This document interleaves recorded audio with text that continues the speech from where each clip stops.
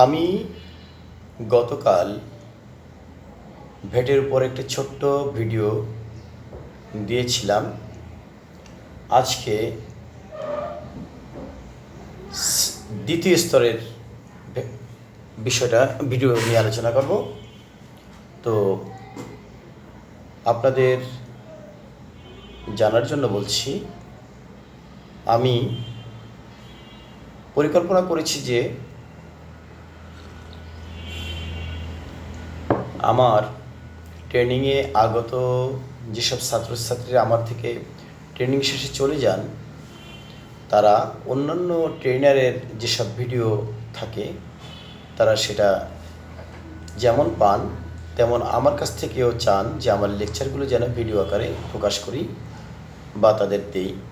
কিন্তু সত্যি বলতে কি, আমি ওইভাবে পরিকল্পিতভাবে কোনো ভিডিও করি না যেটা আমি ধারাবাহিকভাবে তাদেরকে দিতে পারি।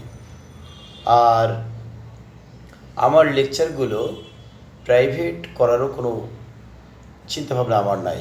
আমি মনে করি যে এটা যদি মানুষ শেখে, মানুষ যদি আমার লেকচারগুলো পছন্দ করে, কারো যদি একটু উপকার হয় তো ক্ষতি কী।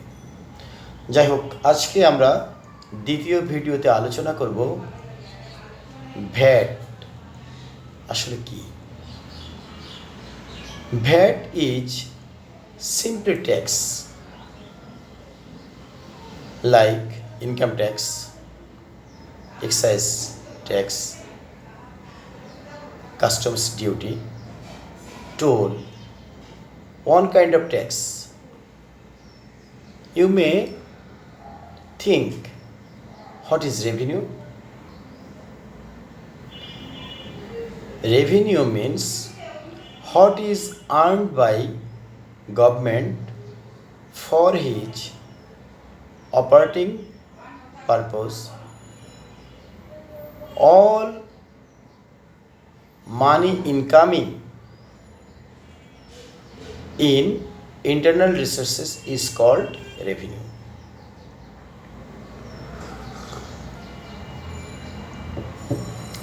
It is very clear that tax is crucial part of revenue.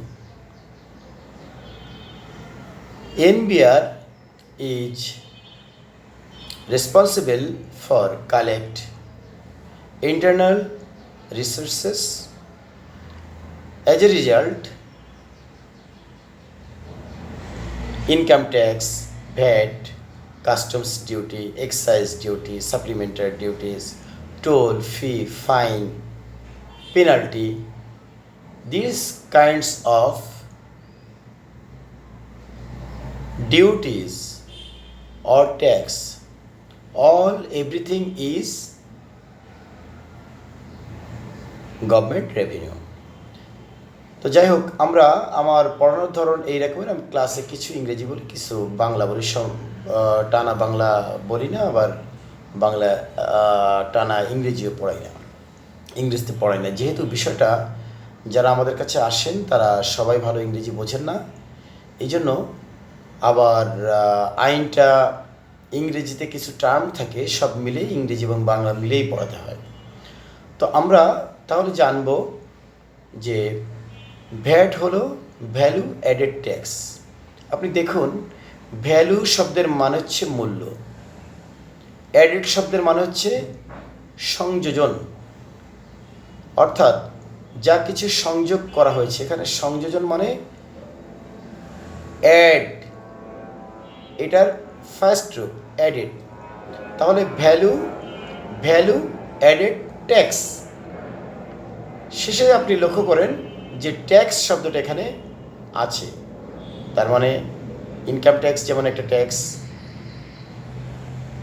Value added tax বা ভ্যাট একটা ট্যাক্স। কিন্তু আমরা সাধারণত ট্যাক্স বলতে শুধু ইনকাম ট্যাক্সকে বুঝাই।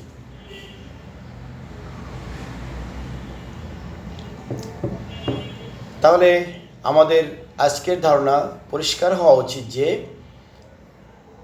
ভ্যাট এক ধরনের ট্যাক্স। তাহলে ইনকাম ট্যাক্স এবং ভ্যাটের মধ্যে তো অবশ্যই একটা পার্থক্য আছে। সে পার্থক্য হলো VAT is imposed to transaction.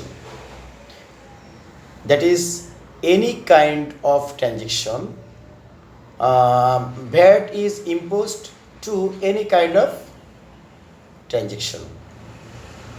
As a result বলা যায় যে যে কোনো জিনিস কেনা বেচার সাথে ভ্যাট জড়িত, বা কোনো সার্ভিস যদি আপনি প্রোভাইড করেন, তাহলে সার্ভিস যখন আপনি দিচ্ছেন তখন যারা সার্ভিসটা নিচ্ছে, এই যে ট্রানজ্যাকশন হচ্ছে বা লেনদেন হচ্ছে বা মানি আদান প্রদান হচ্ছে, এখানে ভ্যাট উৎপাদন হচ্ছে। সেটা কেমন? আপনি যখন একটা মোবাইল মনে করেন চায়না থেকে আনলেন, তাহলে এই মোবাইলটা যখন আপনি প্রথমত আনলেন, দ্যাট ইজ একটা ট্রানজ্যাকশন হলো।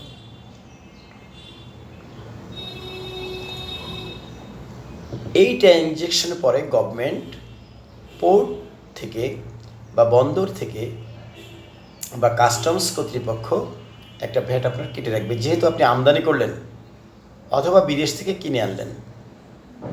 আমদানিকৃত পণ্যের পরে প্রথমে একটা ভ্যাট দিলেন, তারপরে এখানে আপনার কাছ থেকে কিছু অ্যাডভান্স ভ্যাট কেটে নিল, যেটা এটি বলা হয়। তাহলে দেখেন এটি advance VAT, sorry advance tax, এখানে কিন্তু ভ্যাট অ্যাডভান্স বলা হয়নি, বলা হচ্ছে এটি অ্যাডভান্স ট্যাক্স। দ্যাট ইজ আপনি যাকে ভ্যাট বলছেন, গভর্নমেন্ট কিন্তু আলটিমেটলি তাকে ট্যাক্স বলছে। তাহলে একটা ভ্যাট যখন আপনি পোর্টে দিয়ে আসলেন, এটা কিন্তু যখন আপনি বিক্রি করবেন, যদি আপনি স্ট্যান্ডার্ড ভ্যাট প্র্যাকটিস করেন তাহলে রিবেট নিতে পারবেন। আবার আপনি যেহেতু এই পণ্যটা বিদেশ থেকে আনার পরে অবশ্যই পণ্যটা বিক্রি করবেন, তাই যখন বিক্রি করবেন তখন আবার এই পণ্যের উপর মূল্য সংযোজন করবেন। মূল্য সংযোজন করবেন মানে কি? ফর এক্সাম্পল, আপনি 100 টাকার একটি পণ্য যদি চায়না থেকে আনেন, তাহলে দেশের ভিতর আনার পর বেশ কিছু খরচ এখানে যে সংযুক্ত হয়। আপনি পোর্ট থেকে নামানোর সময় অবশ্যই একটা C&F কস্ট ছাড়া আপনি পোর্ট থেকে নামাতে পারবেন না। আপনার টাকাগুলো জমাতে হবে ব্যাংকে, তার মানে একটা ব্যাংকিং চার্জ আছে। আপনি এই পণ্যটা আপনি মাথায় করে বন্দর থেকে নামাতে পারবেন না, আপনার অবশ্যই কুলি লাগবে, তার মানে লোডিং করতে হবে, আবার ঢাকা এনে বা আপনি যদি গোদামে রাখেন তাহলে আনলোড করতে হবে, তার মানে লোড করতে হবে, আনলোড করতে হবে। আপনি এই পণ্যটা অবশ্যই ট্রাক বা কোনো একটা লরিতে আনবেন, তার মানে আপনার ট্রান্সপোর্ট কস্ট আছে। তাহলে এইভাবে আমরা যদি দেখি, মোটামুটি 5-6টা বিষয় আছে যেটা ছাড়া আপনি এই পণ্যটা বেচতে পারবেন না। এবার আপনার কি আছে? আপনার একটা ইন্স্যুরেন্স কস্ট থাকবে, আপনার একটা গোদাম খরচ থাকবে, বা আমরা বলতে পারি যে এখানে একটা অপারেটিং কস্ট থাকবে। এবং যেহেতু আপনি এই পণ্যটা বেচবেন, পণ্যটা অবশ্যই লাভ ধরে বেচবেন। তাহলে 100 টাকার যে পণ্যটা আনলেন, আপনি মোটামুটি জানলেন যে আপনার কিছু খরচ প্রতিনিয়ত কনস্ট্যান্টলি বা একই রকমের থাকে। তাহলে এটাকে আপনি জানেন, আপনি সেভাবে বসালেন, কিন্তু এমন কিছু খরচ আছে যেগুলো আপনি ডিফাইন করতে পারেন না, তখন আপনি ওটাকে বলছেন মিসলেনিয়াস এক্সপেন্সেস। তাহলে আমরা দেখলাম যে একটা ফিক্সড কস্ট আপনার কনস্ট্যান্টলি থাকে, সাথে আপনি কিছু প্রফিট যোগ করেন, এবং পণ্যটা কিনে আনার সময় যদি আপনি 100 টাকা দিয়ে কেনেন, তাহলে 100 টাকা প্লাস আমরা ধরলাম ভ্যাটের রুলস অনুযায়ী 34 টাকা আপনার অতিরিক্ত খরচ হলো। তাহলে 100 প্লাস 34, আপনি এই পণ্যটা বেচলেন 134 টাকা। এই 34 টাকার ভিতর আপনার অতিরিক্ত খরচগুলো যুক্ত আছে। কোন অতিরিক্ত খরচ? আপনি পোর্ট থেকে মাল নামালেন, C&F এর মাধ্যমে পণ্যটা ডেলিভারি করলেন, তারপরে এখানে ব্যাংকিং কাজে কিছু খরচ আছে, আপনার ট্রান্সপোর্ট কস্ট আছে, আপনার প্রফিট আছে, আপনার গোদাম খরচ আছে, সেলিং অ্যান্ড অ্যাডমিনিস্ট্রেটিভ এক্সপেন্সেস আছে। দেন আপনি পণ্যটা বিক্রি করছেন। আপনি যদি লোন করে এই টাকাটা বিনিয়োগ করে থাকেন, তাহলে এখানেও একটা পার্ট আপনার খরচ অন্তর্ভুক্ত। তাহলে মিসলেনিয়াস কস্ট আমরা বলছি। সব মিলে আমরা ধরে নিলাম যে পণ্যটা 100 টাকা দিয়ে কিনলাম, এইটি হচ্ছে আমাদের উপকরণ। আমরা যখন বেচবো তখন এই পণ্যটা ফাইনাল সেল। তাহলে উপকরণের সাথে আমরা অ্যাডিশনাল যা কিছু যোগ করলাম সেটা হচ্ছে অ্যাডেড। তাহলে আপনি ভ্যালু পেলেন, দ্যাট ইজ উপকরণ পেলেন, তারপরে অ্যাড করলেন অতিরিক্ত কস্ট, তারপরে সেলিং এক্সপেন্সেস আপনি নির্ধারণ করলেন। তাহলে আমরা কি বলতে পারি যে উপকরণ হচ্ছে মূল উপাদান, যেটা 100 টাকা দিয়ে চায়না থেকে আনলেন, তারপরে অ্যাডিশনাল যে 34 টাকা যোগ করলেন, যার ভিতর ভ্যাট অন্তর্ভুক্ত আছে, প্রফিট অন্তর্ভুক্ত আছে। এই বিষয়গুলোর পরে গভর্নমেন্ট 100 টাকার পরে যখন আপনি চীন থেকে পণ্যটা আনলেন, পোর্ট থেকে আপনার VAT, tax, customs duty, supplementary duty, যা যা ট্যাক্স থাকবে, ভ্যাট থাকবে, এআইটি থাকবে, গভর্নমেন্ট কেটে রাখছে। কিন্তু আপনি যখন পণ্যটা আবার কোথাও বিক্রি করার উদ্দেশ্যে নিয়ে যাচ্ছেন, তখন অতিরিক্ত 34%-এর উপরে কিন্তু আপনার ভ্যাট যুক্ত করেননি, বা আপনি বেচার সময় গভর্নমেন্টকে পরিশোধ করেননি। তাহলে 100 টাকার উপরে ভ্যাটটা অলরেডি আপনি ক্লিয়ার করেছেন। দ্বিতীয় স্তরে যে 34 টাকা থাকলো, এটার পরে আপনাকে ভ্যাট দিতে হচ্ছে। তাহলে ভ্যালু মানে উপকরণ বা মূল বস্তু যেটা আপনি কিনে আনলেন, অতিরিক্তটুকু হচ্ছে অ্যাডেড, তাহলে অ্যাডেডের পরে আবার ভ্যাট দিতে হবে। তাহলে আমরা বলতে পারি ভ্যালু অ্যাডেড ট্যাক্স। আপনি যখন মালটা বিদেশ থেকে আনবেন, কোনো একটা বন্দর থেকে এই পণ্যটা আপনাকে রিলিজড বা ডেলিভারি আনতে হবে বা খালাস করতে হবে। খালাসকৃত পণ্য আপনি একটা গুদামে রাখবেন, তারপরে এটাকে রিডিজাইন করবেন, রিপ্রোডাকশন করবেন, অথবা ট্রেডিং করবেন। তাহলে আমরা এখানে মোটামুটি দেখতে পাই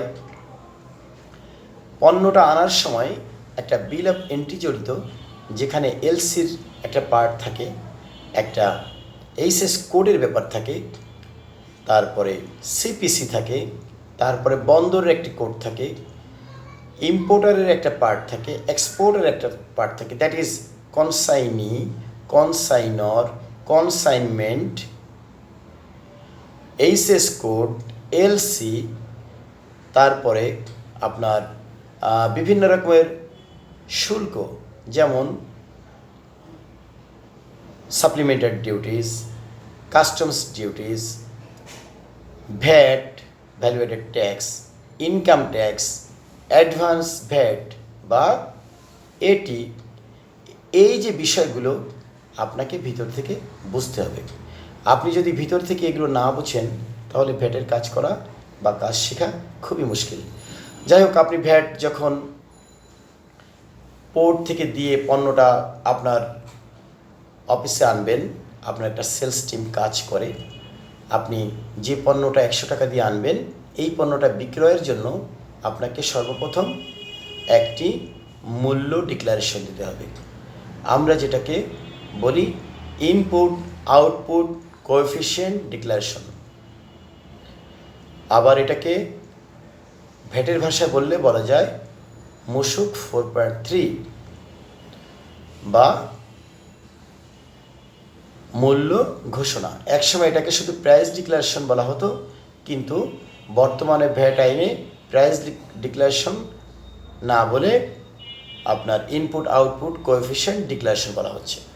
তাহলে আমরা দেখলাম যে 4.3 বা মুসুক 4.3 হচ্ছে আপনি যে পণ্যটা বিদেশ থেকে আনবেন, তার সাথে অতিরিক্ত যে অ্যাডিশন যোগ করে সেল প্রাইসটা আপনি নির্ধারণ করবেন, সেটা ভ্যাট কর্তৃপক্ষকে জানানো মূল কাজ। তাহলে এখানে আমরা মূলত দুই ধরনের ভ্যাট নিয়ে কাজ করি। একটা ইন্ডাস্ট্রিয়াল ভ্যাট, দ্যাট ইজ যারা প্রোডাকশনের সাথে জড়িত, আর একটা হচ্ছে ট্রেডিং বা কমার্শিয়াল ভ্যাট, যারা পণ্য কিনে এনে পণ্যটা বিক্রি করে দেয়। তার মানে তারা যেমনভাবে পণ্যটা আনে, ঠিক একইভাবে পণ্যটা বিক্রি করে দেয়। যেমন যদি একটা মোবাইল বা একটা কম্পিউটার বা ল্যাপটপ, যদি এটা ডেল কম্পিউটার হয়, তাহলে যেভাবে আসে প্যাকেটে সেভাবে বিক্রি হয়ে যায়। যদি এটা স্যামসাং মোবাইল হয় বা আইফোন হয়, তাহলে যে ফরম্যাটে আসে ওই একইভাবে প্রোডাক্টটা বিক্রি হয়ে যায়। কিন্তু আপনি যদি ওয়ালটনের কথা চিন্তা করেন তাহলে দেখবেন যে ওয়ালটন একটা মোটরসাইকেল তৈরি করার জন্য তারা পৃথিবীর বিভিন্ন দেশ থেকে ইঞ্জিন আনে, তারপর বিভিন্ন পার্টস এনে তারা সেটা অ্যাসেম্বলি বা সংযোজন করে ওয়ালটন মোটরসাইকেল নাম দিয়ে বাজারে বিক্রি করে অথবা দেশের বাইরে আবার এক্সপোর্ট করে।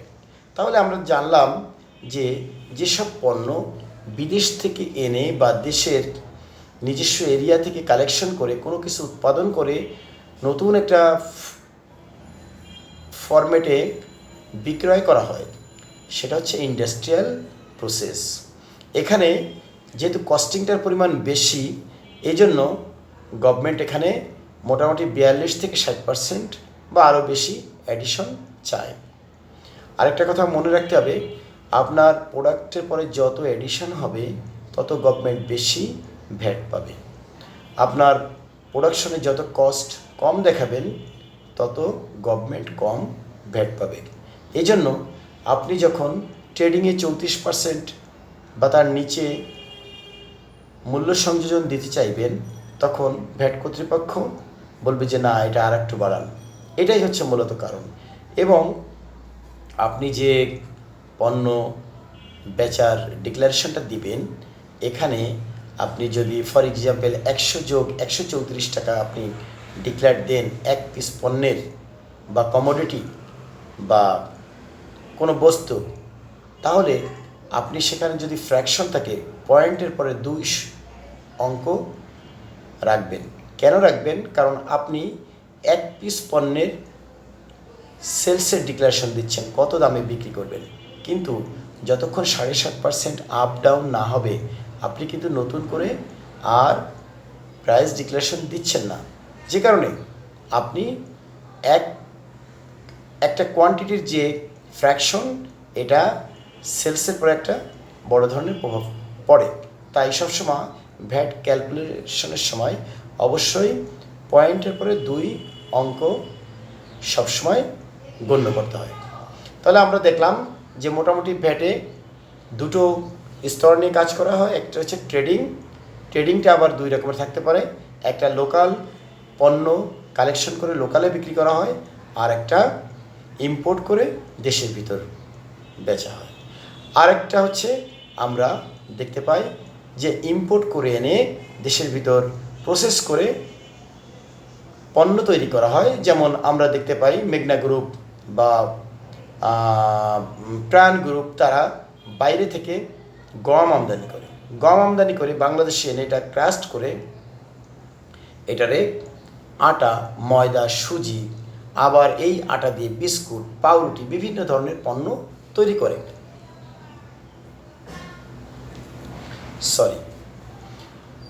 এই যে পণ্যটা তৈরি করলো, তাহলে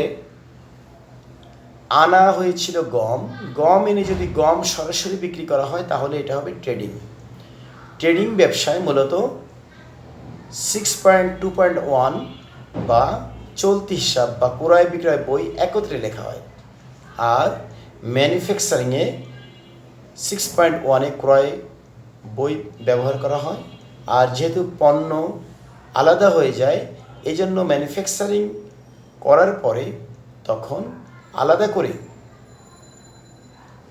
আবার প্রত্যেকটা পণ্যের ইনপুট আউটপুট কোএফিশিয়েন্ট ডিক্লারেশন দেওয়ার পরে আপনাকে যে পণ্যটার যে দাম নির্ধারণ হলো সে অনুযায়ী আপনি বেচবেন। এই জন্য আপনি কি করলেন? আমদানি করার পরে আপনি 4.3-তে ডিক্লারেশন দিলেন, তারপরে আপনি ট্রেডিং হলে বেচা শুরু করবেন। আপনি যদি উৎপাদনকারী হন, আপনি ইম্পোর্ট করে আনলেন, আপনি পণ্য বানালেন, তারপরে একটা 4.3 দিলেন, তারপরে পণ্যগুলো বিক্রি করলেন। তাহলে আমরা এই পর্যন্ত দেখতে পেলাম যে 2.1-এ একটা বিনের আবেদন করা হয়, 2.3-তে একটা বিন পাওয়া যায়। এরপরে আপনি কার্যক্রম শুরু করলে আপনাকে সেল করলে 6.3 ব্যবহার করতে হয়। আপনি যখন রিটার্ন সাবমিট করেন তখন 9.1 ব্যবহার করতে হয়। আপনি যখন ক্রয় বই ব্যবহার করবেন তখন 6.1 ব্যবহার করেন। আপনি যখন বিক্রয় করবেন তখন 6.2 ব্যবহার করবেন। আপনি যদি ট্রেডিং বিজনেসধারী হন তাহলে 6.2.1 ব্যবহার করবেন। আপনি যদি একজন উইথহেল্ড এন্টিটি হন বা আপনার যদি উৎসে কর এবং ভ্যাট কাটার বাধ্যবাধকতা থাকে তাহলে আপনি ভ্যাট কেটে রেখে তাকে একটা 6.6 ইস্যু করবেন। তাহলে আমরা দেখলাম যে 6.6 আরেকটা বিষয় আছে। এরপর আপনি যদি এই কোনো কিছু সংশোধন করতে চান তাহলে আপনাকে 2.5 ফরম্যাটটা ব্যবহার করতে হবে। আপনি যদি কোনো কিছু অ্যাডজাস্টমেন্ট করতে চান তাহলে 6.7, 6.8 বা ডেবিট নোট, ক্রেডিট নোট আপনাকে ব্যবহার করতে হবে। মোটামুটি আজকে আমরা আলোচনা করলাম ভ্যাটের একেবারে বেসিক বিষয়। আশা করছি যারা ভ্যাট সম্পর্কে স্বচ্ছ ধারণা কম তারা এই ভিডিও থেকে উপকৃত হবেন। ভিডিওটা একটু লম্বা হলো কিন্তু তারপরেও মনে করি যে ভিডিওটা আপনাদের কাজে লাগবে। আপনারা ভালো থাকবেন। আসসালামু আলাইকুম।